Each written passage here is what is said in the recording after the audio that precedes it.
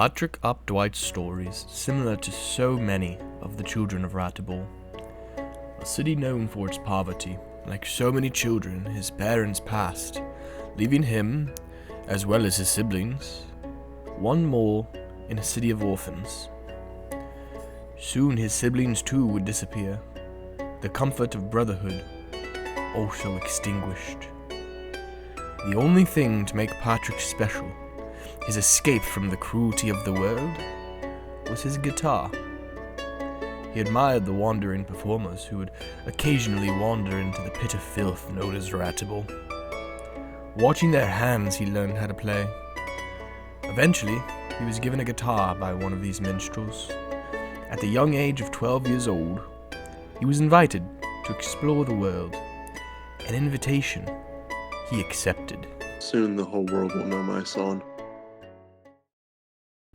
Upon Frothin Vilhard's birth, he was rejected by his family, his parents leaving him on the street to freeze to death in the destitute city of Ratibor. His death was imminent until his uncle showed mercy. Hillard Villiers made sure that his nephew would be raised in the orphanage rather than perish on the streets. From this orphanage, Frothin would meet Patrick, a fellow orphan. Frothin would spend his days becoming a notorious pickpocket, stealing from anyone on the streets. Upon his 14th birthday, however, a strange man adopted Frothin and Patrick to explore the world. Oh, to be the untrodden, to live in a world where your people are despised. This is such the world that Lucius Villiers was born into.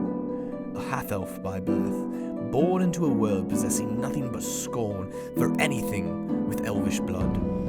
Thrown into a river by his parents to escape a massacre. Found by monks.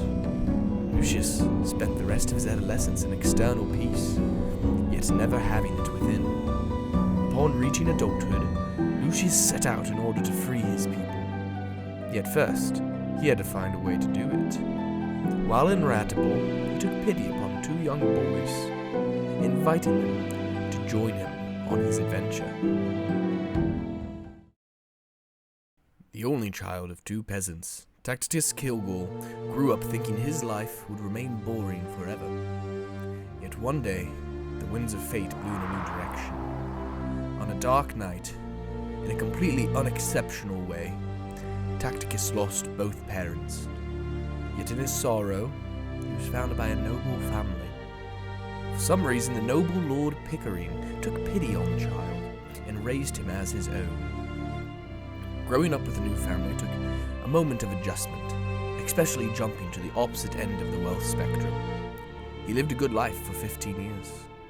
One night, while he was on the roof with his adopted sister, he witnessed a man jump out of the window, a failed assassin on the life of Lord Pickering. You have to trust. And the family did, but the public blamed him nonetheless. Therefore, Tacitus embarked on an adventure to bring to justice those who attempted to kill his father, and succeeded in killing his reputation. I will bring those who wrong me to justice.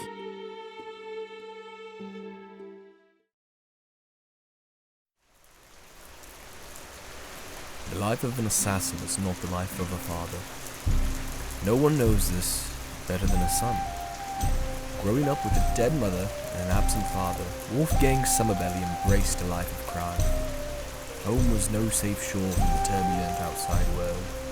His upbringing leaving him scarred, both mentally and physically. When his father suddenly died of a disease, Wolfgang further hid his pain within the bar. Wolfgang developed a reputation of being a drunken bar fighter. Who's next? One day, a man who carried himself with nobility offered him a choice not to be his father. Since then, Wolfgang has been a warrior, holding strict to his newly found sense of honor. The way of the gazelle, or in the common tongue goblin, is unknown to the ways of man. A story of such strange creatures is elusive, yet this story be such. Rickle, A young gazelle was hunted as a child along with his family. Both the reason and the identity of the hunters has been lost to the fog of memory.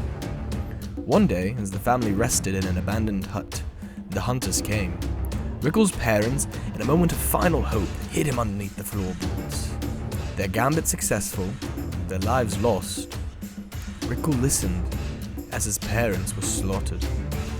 The cabin was lit ablaze, and the young gazelle ran from his parents' crackling corpses. As an adult, Rickle learned the ways of the Oberdazzler. He used these powers to invent machinery that seemed to possess life itself. It's a lie. With his machine, he spent his time earning his wage as a champion of the arena. Through my works, I will restore magic to this lost world.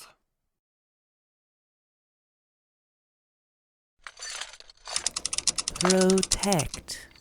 These words alone echo within Bravus's head. Defend.